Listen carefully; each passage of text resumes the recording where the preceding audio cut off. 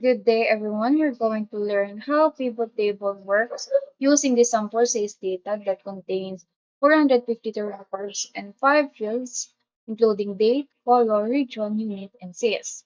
To start, click any cell, go to Insert, then click Pivot Table. Choose the existing worksheet.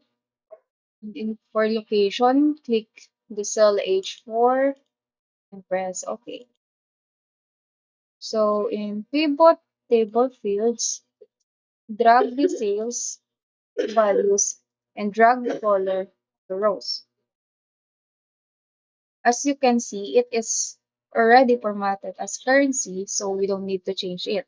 But to see how to change it, just click any cells from sum of sales and right click and go to number format. Format it as currency, choose the symbol dollars, then change the decimal places to 0, then press OK. So the next step is sorting by value. Click any cell from the sum of sales and right click, then go to sort. Now sort largest to smallest will appear, so click it. As you can see, blue has the largest sales while the red has the smallest sales. Pivot table data needs to be refreshed in order to bring in updates. To reinforce how this works, we'll make a big change in the source data and watch it flow into the pivot table. First, select the cell F5 and change it from 11 to 2000. Then click anywhere and right click and select refresh. Notice how red is now the top selling color and automatically moves to the top.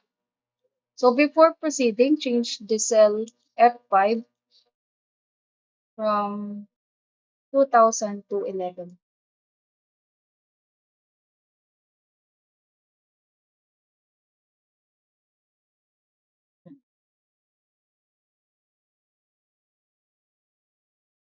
Again, refresh. And we can add more than one field as value field. Drag units to the value area to see sales and units together.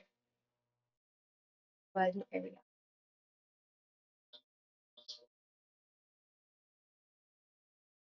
So now it has sum of sales and sums of units. There are different ways to display values. One option is to show value as a percent of the total. If you want to display the same field in different ways, add the field twice. To do this, remove the sum of unit first and add sales to values.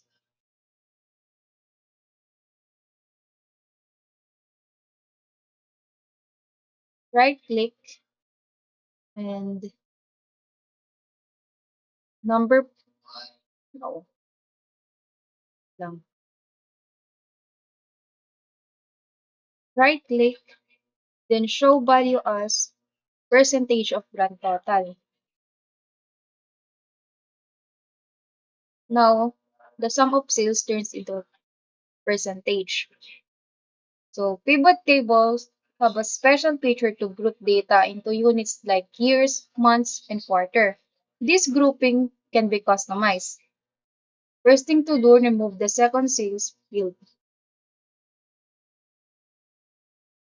Drag the date field to the column area.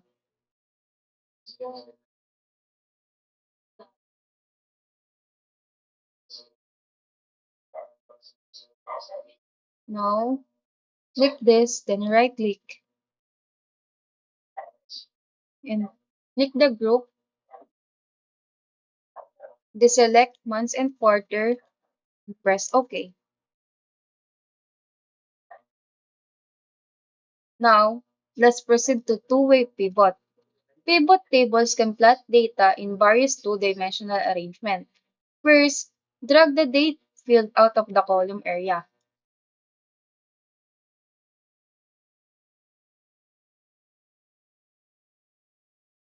Second, drag the region area to the column. Then, swap the two. So, from column, drag this to row, and from row, drag this to column. Now, notice that the total sales, $26,356, is the same in all pivot tables above.